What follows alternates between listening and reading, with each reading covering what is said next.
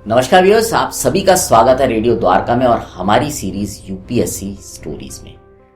आज मेरे साथ जो हमारी यूपीएससी स्टोरीज है उसमें जो अधिकारी हैं वो 2015 बैच के सिविल सर्विस अधिकारी हैं और वो इंडियन पोस्टल और टेलीकॉम फाइनेंस सर्विसेज के अधिकारी हैं और इनका नाम है रणविजय सिंह। अभी फिलहाल ये पोस्टेड हैं डायरेक्टर फाइनेंस के पद पर मिनिस्ट्री ऑफ टेलीकॉम में।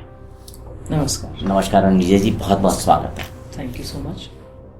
रणविजय जी, जब भी हम बात करते हैं सिविल सर्विस की तो जो भी सिविल सर्विस के लिए अपीयर होता है उसके मन में कहीं ना कहीं कुछ ना कुछ ऐसा होता है, प्रभाव होता है कि मुझे सिविल सर्विस में जाना है। अगर मैं आपसे पूछूं कि कब आपको ऐसा लगा कि आपको सिविल सर्विस करना चाहिए? बहुत आपने मार्मिक प्रश्न पूछा है और इसका उत्तर देने के लिए मुझे थोड़ा सा करीब 10-12 साल पहले जाना पड़ेगा। मैं जब अपनी प्रारंभिक शिक्षा पूरी करके गांव से प्रयागराज आया और प्रयागराज में अपनी, जैसे सभी लोग बीए बीएससी करते हैं, मैंने भी अपनी शुरुआत करी बीएससी से।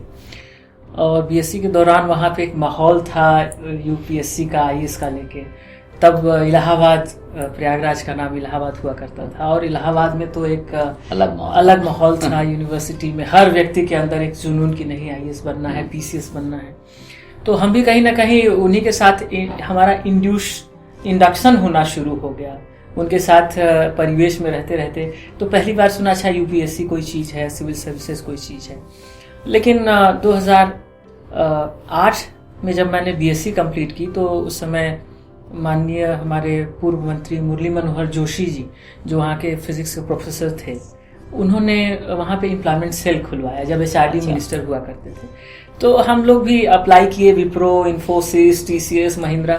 और जिस परिवेश से हम आते थे वहाँ किसान परिवार में 5 भाई बहन हैं, तो यही रहता था कि घर के बड़े लड़के होने के नाते हमारी जिम्मेवारियाँ ज़्यादा हैं, कोई नौकरी छोटी मोटी मिल जाए, उसके बाद ये यूपीएससी का जो सपना है वो आगे करेंगे। तो हमने भी अप्लाई किया और मेरा विप्रो में सिलेक्शन हो गया और वो एमटेक करा रहे थे बीट्स पिलानी से, पूरी स्पॉन्सरशिप थी। तो एक कहा जाए बहुत बड़ा वहाँ पे डाइवर्जन आया मेरे जीवन में। तो वहाँ से मैं विप्रो का दौर शुरू किया। 5 वर्षों तक मैंने वहाँ कार्य किया। प्रोजेक्ट मैनेजर के पद पे रहा, ऑपरेशंस मैनेजर रहा, आईटी मैनेजर रहा, पूरी टेक्नोलॉजी जो है पढ़ाई करी और उस पर कार्य भी किया। राष्ट्रीय नहीं, अंतर्राष्ट्रीय क्लाइंट्स को भी मैंने सेवाएं दी।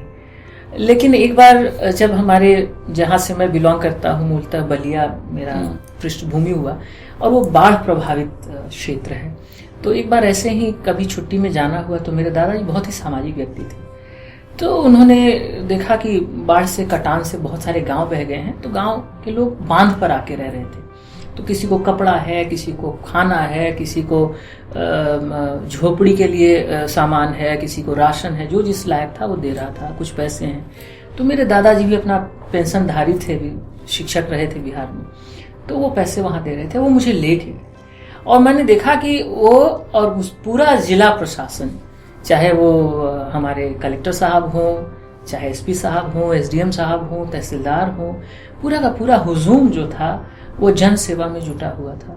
और दादाजी ने बहुत मार्मिक बात कही कि होता भले तुम 5 लाख महीना कमाते हो, लेकिन तुम्हारी सोशल वैल्यूज तभी आती है जब तुम सोसाइटी के लोगों के साथ जुड़ करके, सोसाइटी के समस्याओं के साथ जुड़ करके, सोसाइटी के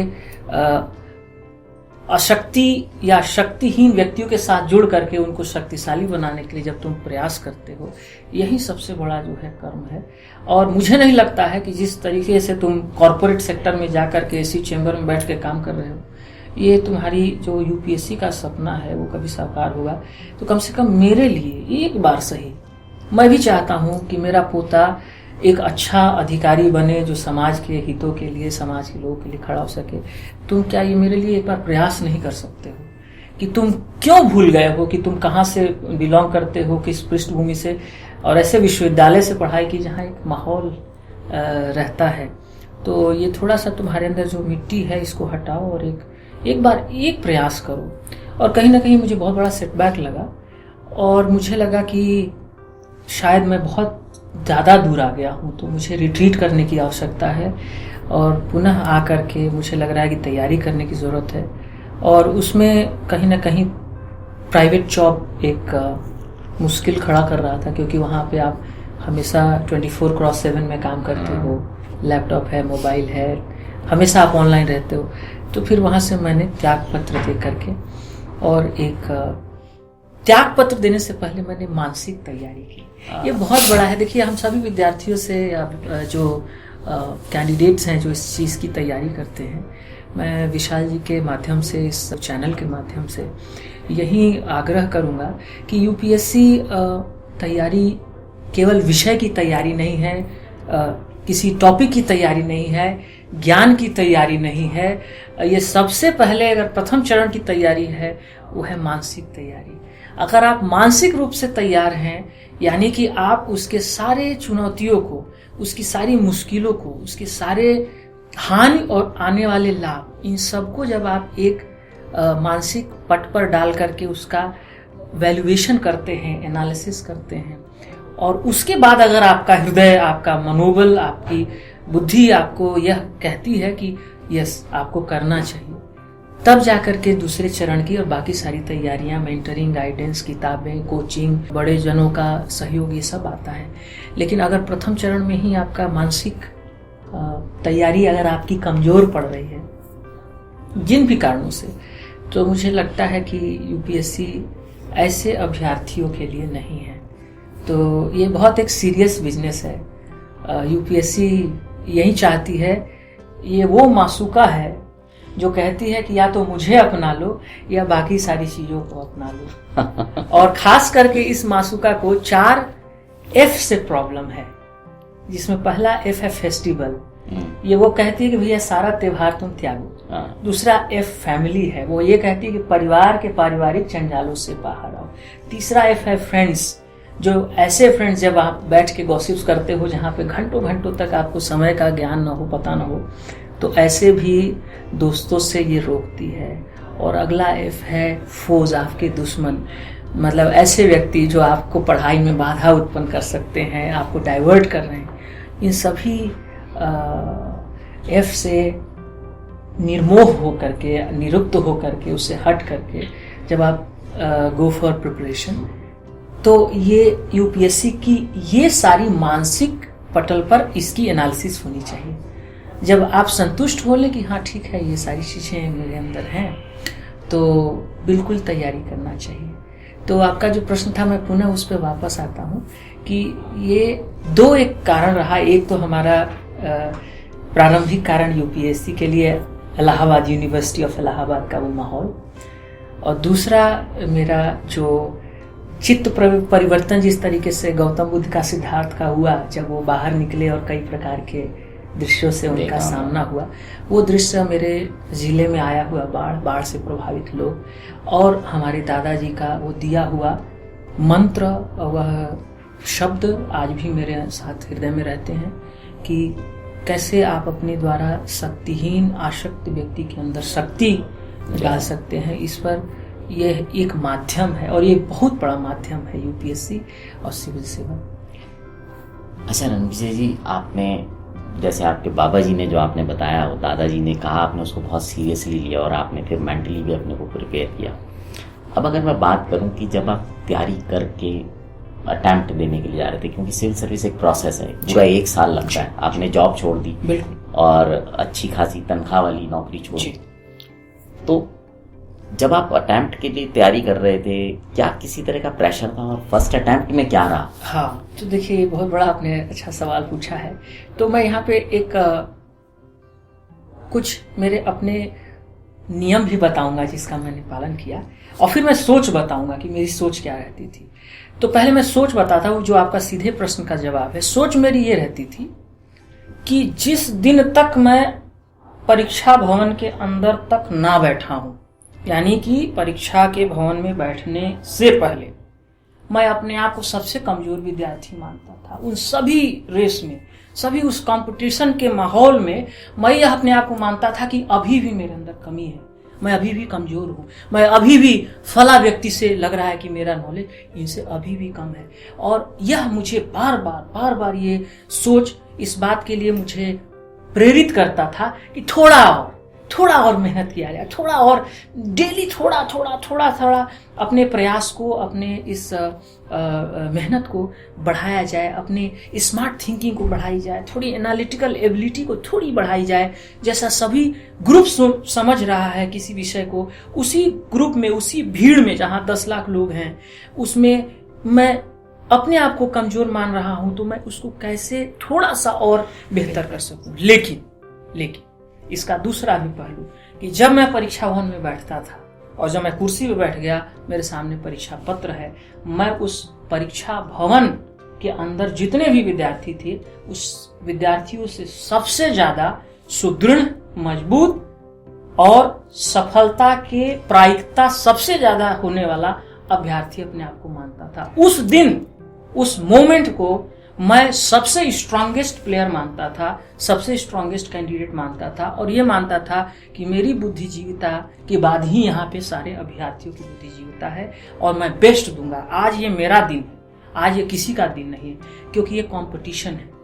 और महोदय, कंपटीशन में क्या होता है ये महत्वपूर्ण नहीं है कि कौन आपसे कितना तेज दौड़ रहा है, ये महत्वपूर्ण है कि आप अपनी पूरी एनर्जी को किस दिशा में, किस तरीके से, किस रफ्तार से दौड़ते हो कि लंबा दूरी भी तो दौड़ना है और उसको प्राप्त भी करना है। तो ये आपके प्रश्न का जवाब हुआ जो आपने पूछा कि क्या सोच होनी चाहिए थी तैयारी के दौरान।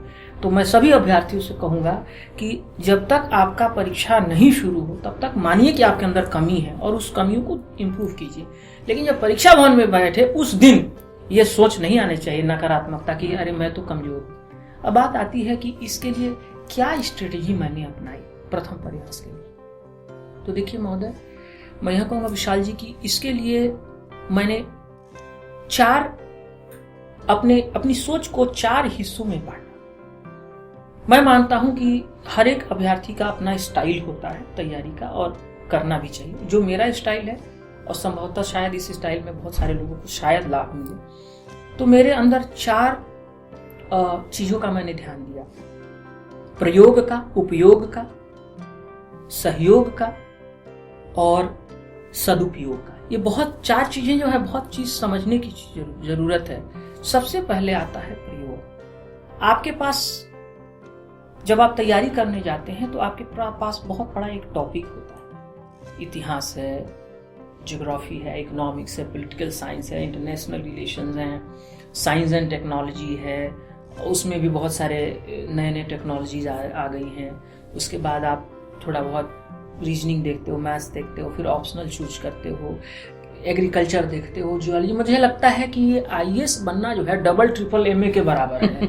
तो इतने सारे विषयों का आपका जानकारी रखना होता है, तो आपको डाइवर्सिफाई नॉलेज चाहिए। तो उन सभी टॉपिक्स को लेकर के क्या किताबें पढ़ी जाएं, हजारों किताबें, 1000 लोग बताएंगे कि ये पढ़ लीजिए, वो पढ़ लीजिए, वैसा पढ़िए। मुझे लगता है कि किताबों की संख्या के पीछे न भागे, ये एक प्रयोग है। पहले प्रयोग करें। सारी बातों को सुनने के बाद आप उस टॉपिक के साथ अपने विषय वस्तु का मूल्यांकन करेंगे कि क्या चीज पढ़ने से हमारे इस विषय वस्तु को मैं कवर कर पा रहा हूँ, टॉपिक को। तो ये एक प्रयोग है, ये एक दिन में नहीं आता। और मैं नहीं कहता कि किसी भी विद्यार्थी को, मैं नहीं कहता कि किसी का भी कॉपी कीजिए आप। आपका अपना होना चाहिए, आपका अपना प्रैक्टिकल है, आपका लैब है, आपका वो जो आपका परीक्षा का जो तैयारी का घर होता है, रूम होता है, छोटा सा कमरा होता है। कई लोगों का तो बहुत अत्यंत छोटा होता है, मेरे जैसे विद्यार्थियों का तो और छोटा होता है। तो उस कमरे में एक आपको वॉर रूम बनाना होता है, एक मिशन मोड में एक प्रयोग करना होता है। सारे टॉपिक्स आपके सामने होते हैं, गोले बारूद आपके सामने होते हैं, टारगेट सामने होता है। तो कैसे स्ट्रेटेजी क्या बनाइए, प्रयोग। तो प्रयोग आपका अच्छा बेहतर होना चाहिए। फिर आती है बात उपयोग।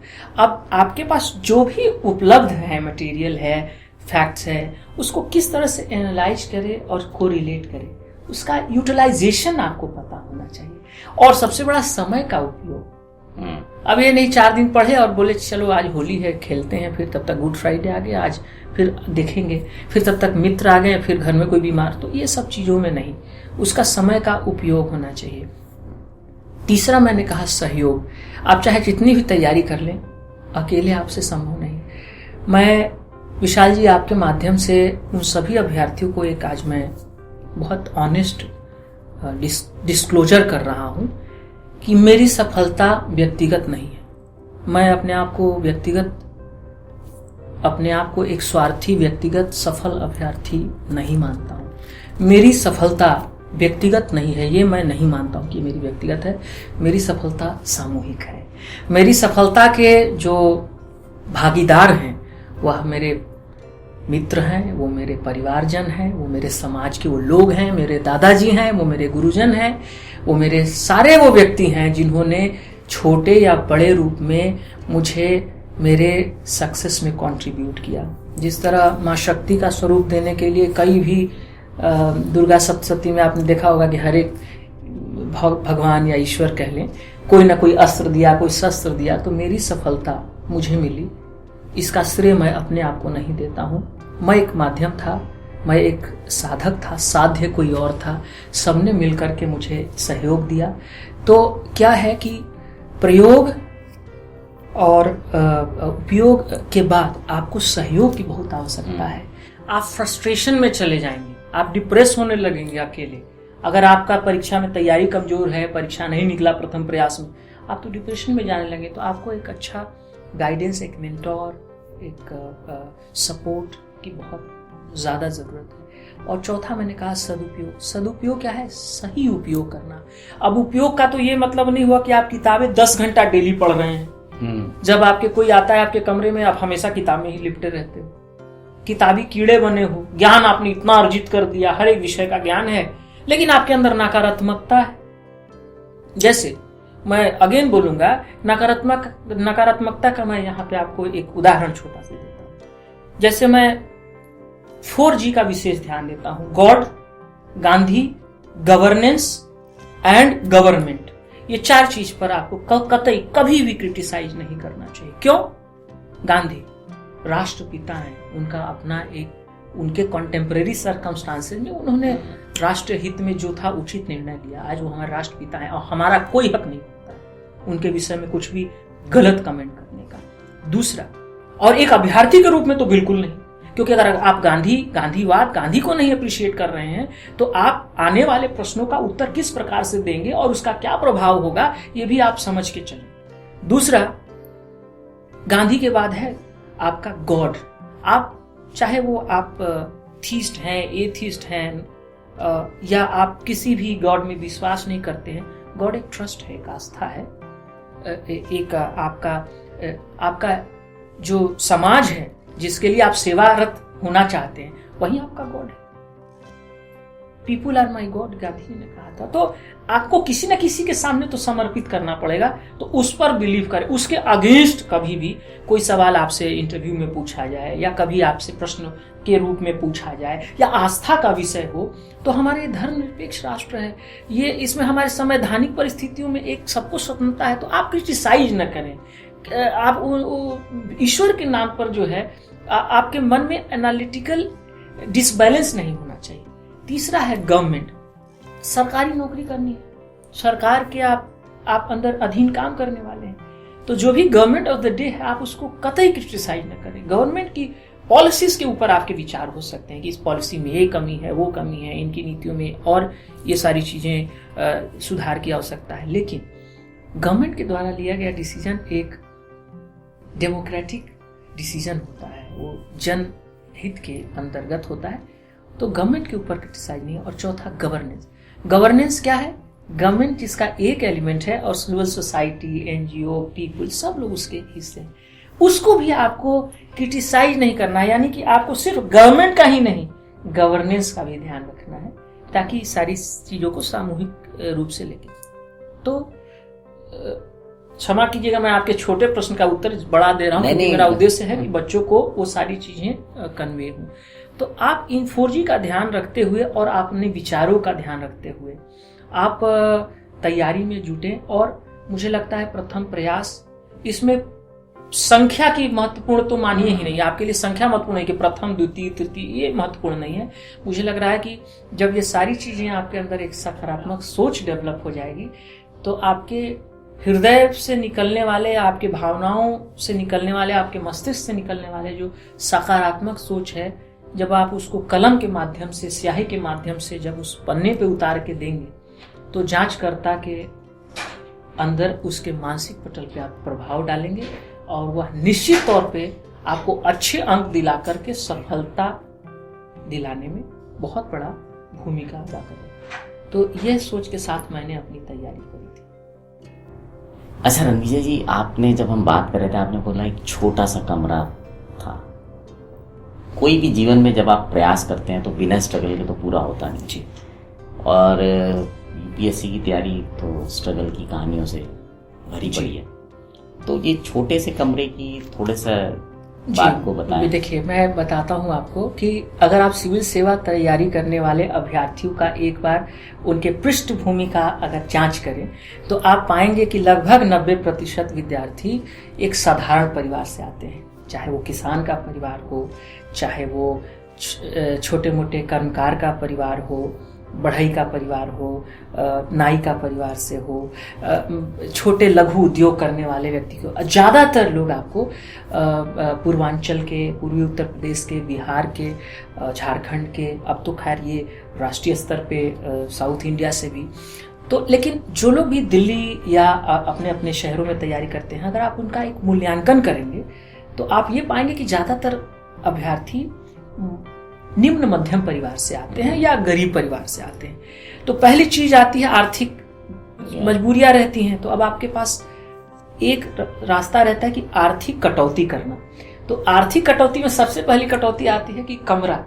तो लैविश कमरा होना चाहिए जिसमें 2 BHK हो, वॉशरूम बाथरूम बढ़िया सा टाइल्स लगा हो, या आपका छोटा सा कमरा। तो मुझे लगता है कि जो ये तैयारी है एक साधना है, एक योग है।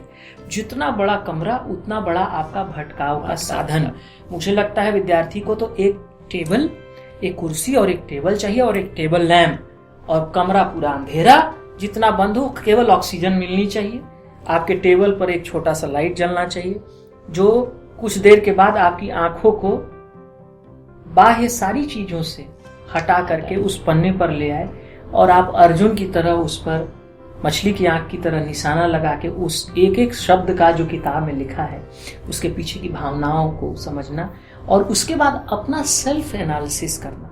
विषय को पढ़ करके कॉपी पेस्ट ना करें। ये सॉरी, आप बहुत सारे अभ्यर्थी लोगों से ये गलती होती है कि हम लोग कॉपी पेस्ट का करने लगते हैं। आजकल हम सब लोग, वो जब से डिजिटल इतना ज़्यादा फैल गया है ना, तो उसी में हूँ कि व्हाट्सएप से कॉपी उठा के इधर डाल दिया, यहाँ से फॉरवर्ड उसको कर दिया। प्लीज़ ऐसा नहीं। यूपीएससी कहती है ओरिजिनलिटी ले आइए। किसी चीज़ को पढ़ के आप उसको क्या समझते हैं। तो आपका प्रश्न था छोटे कमरे का, तो मैं उसका जवाब दे रहा हूँ कि बहुत सारे लोग मजबूरियों से छोटा कमरा करते हैं, और ये मेरी मजबूरी नहीं थी बल्कि ये मेरा चॉइस था, क्योंकि मैं अपने आप को सीमित दायरे में एक छोटे से निश एरिया में मैं काम करना चाहता था। मैं अपनी बायोडाइवर्सिफिकेशन लार्ज रेंज में नहीं ले जाना चाह रहा था, क्योंकि जितना बड़ा कमरा उतने भटकाव, और बड़े कमरे में ज्यादा लोग आते हैं ना आपको डिस्टर्ब करने के लिए कि इनका कमरा बड़ा बड़ा बैठ जाते हैं, तो गॉसिपिंग ही चलती रहती है। तो छोटा कमरा में आने से भी लोग कतराते हैं, और आप फोकस्ड रहते हैं, आप तैयारी करते हैं, और शायद इस तरह आप अपने परिवार के ऊपर भी बहुत प्रेशर नहीं डालते हैं आर्थिक रूप से। रणविजय जी, आपने फर्स्ट अटेम्प्ट में क्रैक कर लिया, तो जब क्रैक हुआ, लिस्ट में नाम आया, तो आप तो प्रसन्न हुए होंगे, स्वाभाविक है खुश होना। दादाजी को कितनी खुशी हुई? जी देखिए, ये बहुत मार्मिक प्रश्न है। 4 जुलाई 2015 मैं उत्तर प्रदेश पीसीएस की आखिरी परीक्षा लिख रहा था। इतिहास का आखिरी प्रश्न पत्र था, द्वितीय प्रश्न पत्र, और उसी साल यूपी पीसीएस ने अपने सिलेबस को बदल दिया था। वो भी यूपीएससी के पैटर्न पे एक्सपेरिमेंट कर रहा था, जिसमें कि आपको क्वेश्चन के साथ जो बुकलेट है आंसर का, वो फिक्स्ड टाइप्ड और स्पेस फिक्स था, किसी के भीतर लिखना है तो बुलेट फॉर्म में लिखना था। और पहले जैसी वो भूमिका नहीं थी कि पहले भूमिका 3 पन्ने में बनाएंगे, फिर मेन बॉडी लिखेंगे, फिर कंक्लूजन लिखेंगे, वो फ्रीडम नहीं था। तो जब 2 बजे से सेकेंड शिफ्ट था और 2:30 बजे के आसपास रिजल्ट आया, और उस समय पेपर वितरण हो रहे थे, तब तक ढोल नगाड़े शुरू हो गए बाहर। हमारे कुछ परिवारजन और मित्र जिनको ये हमारा रोल नंबर और उनको पता था कि रिजल्ट आने वाला है, वो उनको लग गया सिलेक्शन हो गया और 257 रैंक ऑल इंडिया 1200-1300 लोगों में, बहुत खुशी का उन्माद का विषय। यहाँ तक कि मुझे याद है बॉयज हाई स्कूल प्रयागराज में मेरा ये पेपर था, तो वहाँ की प्रिंसिपल जो है और 2-4 स्टाफ आए मेरे कमरे में और बोले कि अरे आपका तो सिलेक्शन हो गया है यूपीएससी में, अब आप ये क्या कर रहे हैं, थीसिस क्यों लिख रहे हैं? तो मैंने कहा महोदय लेकिन मैं ये प्रश्न पत्र लिखूंगा। बोले क्यों लिखेंगे, आप तो सिलेक्ट हो गए, आप छोड़िए सब, चलिए आगे, वहां बाहर जो है लोग आपका प्रतीक्षा कर रहे हैं। मैंने कहा नहीं सर, मैं एक विद्यार्थी, आज भी एक विद्यार्थी हूँ और ये मेरा अंतिम एग्जाम है। मैं इससे बाहर अपने आप को, अभी मैं और अस्त्र भी उठाया ही हूँ, अभी प्रश्न पत्र बटा है कि मैं लिख करके इसको आऊंगा, वो चाहे 1 घंटे में लिखूं चाहे 2 घंटे में, लेकिन मैं ये प्रश्न पत्र दूंगा, मैं बैठूंगा। और मैंने उसको लिखा। उत्साह इतना ज्यादा था कि मैंने उत्साह में पता नहीं क्या क्या लिखा, जो समझ में आया मैंने लिख करके और बाहर निकला। और उसके बाद तो बहुत खुशी का माहौल था। फिर दादाजी से मेरी बात हुई। दादाजी चूंकि गांव पे थे 300 किलोमीटर दूर बलिया में, तो उन्होंने फ़ोन किया, रो पड़े खुशी के मारे और बोले कि बहुत मेरी आखिरी एक तमन्ना और है कि तुम आओ और मुझे ना नीली बत्ती में एक बार बिठा करके, और मैं डीएम साहब के यहाँ मिठाई लेके, एसपी साहब के यहाँ, एसडीएम साहब के यहाँ चलना चाहता हूँ कि, और मेरी जिंदगी का कोई भरोसा नहीं है। वो समय 85 ईयर्स अच्छा, कि मैं बहुत खुश हो गया। आज जो है तुमने मुझे अपने जीवन का एक अंतिम जो सपना था वो पूरा किया कि तुम जल्दी से गाँव आओ, हम तैयारी कर रहे हैं। और उसके बाद अगले दिन रात में तो मुझे नींद नहीं आई, लोगों का सफलता का फोन का या अपने आप पर भी ये कई बार विश्वास भी था, नहीं भी था। ये भी था कि मैंने कभी सोचा नहीं था कि ये मुझे सफलता मिलेगी, मैं तो सर नीचे करके दौड़े जा रहा था बस। और ये भी चीज़ का था कि ये दूरी जो है बहुत संघर्षमय था, बहुत काफ़ी कठिनाइयों से गुजरना पड़ा। और मुझे ये दिख रहा था कि अब मैं इस चोटी से उस चोटी पे पहुंचने वाला हूँ, बीच की सारी खाइयों को पार करके। अगले दिन पहुंचा गांव पे तो 10,000 संख्या में लोग, और कंधे पे उठा के 8 किलोमीटर की दूरी तय किए। यहाँ तक कि इंडियन रेलवे ने अपनी ट्रेन रोक दी और ट्रेन 5 मिनट तक ड्राइवर को ये नहीं समझ में आ रहा था कि आखिर में ये कोई आंदोलन है या कोई घेराव है या ट्रेन रोको है या है क्या, ये कौन है जो एक छोटे से कोच से बाहर निकल रहा है, एक साधारण जनरल बोगी से बाहर निकल रहा है, और लोग बाहर 10,000 संख्या में। और दादाजी तो मुझे खोजते रह गए, क्योंकि मेरी हाइट भी आप देख ही सकते हैं, और उतने लंबे लंबे लोग मुझे कंधे पे लेके, और दादाजी बेचारे खोज रहे हैं कि कहाँ गए। फिर जाके हमारी उनकी भेंट शाम में हुई। अच्छा। घर पे, क्योंकि वो इतनी संख्या में लोग गाड़ी बाइक से। और लास्ट में इसी से जुड़े हुए इसमें ये कहूँगा, उसके बाद जब मैं मसूरी गया फाउंडेशन करने ज्वाइन किया, तो मुझे फोन आया कि आपका यूपी पीसीएस का भी निकल गया है एग्जाम, अब आप इंटरव्यू देने आइए, मतलब आपको इंटरव्यू का कॉल आया है। तो तब तक तो खैर यूपीएससी था, तो मुझे जाना। तो मैं यही अभ्यर्थी से कहूँगा कि देखिए, एक बार सॉलिड अगर आपकी तैयारी हो गई तो फिर आपके लिए कोई भी विषय बड़ा नहीं है, कोई भी विषय जटिल नहीं है। एक बहुत बड़े फिलोसोफर ने कहा था कि it is not the subject who makes the man great. Now I would add man/woman, because it's a modern world today. It is not the subject which makes woman or man perfect. Rather, it is woman and man who makes the subject great. तो कोई भी विषय हमें विषय नहीं महान बनाता, हम बनाते हैं। तो हम क्या है, मानव हैं, हमारे अंदर एक ऊर्जा है, विस्फोटक ऊर्जा है। आप भी हैं, आप अभ्यर्थी हैं, आप भी पुरजोर मेहनत कीजिए, अच्छे ढंग से करिए, सुनियोजित ढंग से करिए, समय का उपयोग करिए, कंटिन्यूटी बरकरार रखिए और एक पॉजिटिव थॉट लेके चलिए, मेंटली स्टेबल रहिए, बोल्ड रहिए, घबराइए नहीं, और विषय के गहराइयों में जाइए, विषय के शब्दों पर मत जाइए, विषय के शब्दों के अंदर जो निहित उसके भाव हैं, उसके इंटेंशंस हैं, उसको जाइए, और उस इंटेंशन से क्या इम्प्लीकेशन हो सकता है हमारे सोसाइटी में, हमारे समाज में, हमारे देश में, उन सारे इंटेंशन से, गुड इंटेंशन से क्या क्या अच्छी चीजें हो सकती हैं प्रशासन में, इसको समझिए। और बैड अगर किसी का इंटेंशन है, किसी वस्तु के अंदर कोई चीज नकारात्मक है, तो उससे कैसे बचा जाए, उस समस्या से कैसे निकला जाए, इसके लिए भी क्या एक सोच होनी चाहिए, ये सब कुछ लेके चलना है। हमेशा हम लोग उलझ जाते हैं, प्रश्नों का उत्तर देने लगते हैं। प्रश्न है, मान लीजिए उदाहरण के तौर पर मैं लूं कि सिंधु घाटी सभ्यता के माध्यम से आज भारत के, वर्तमान भारत की समस्याओं को किस तरह से ठीक की जा सकती है, इस पर सुझाव, अपने विचार रखें। अब पहली चीज, आप अब सिंधु घाटी सभ्यता लिखने लग रहे हैं कि उसमें सड़कें चौड़ी हुआ करती थी, 90 डिग्री पे होती थी, उसका ड्रेनेज सिस्टम बहुत अच्छा था, वहाँ पे पानी जमा नहीं होता था, नालियाँ ढकी होती थी, चूना का वो गिरा है।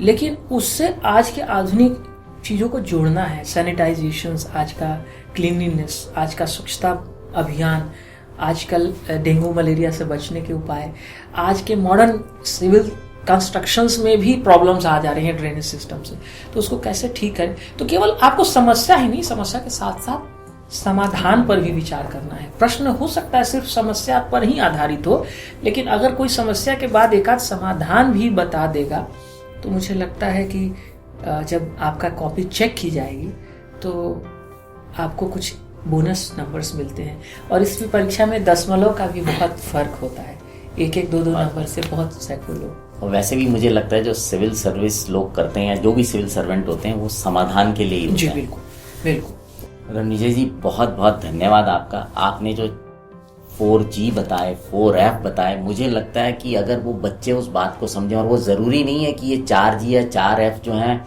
सिर्फ उनके लिए ज़रूरी है जो सिविल सर्विस कर रहे हैं। आप किसी भी क्षेत्र में, अगर आप बच्चे हैं, युवा हैं, आप आगे बढ़ना चाहते हैं किसी भी क्षेत्र में, ये 4G 4F हर जगह आपके काम आने वाले हैं। और बहुत बहुत धन्यवाद एक बार फिर आपका। सो व्यूअर्स, अब आपसे विदा लेते हैं। जुड़े रहें रेडियो द्वारका के साथ।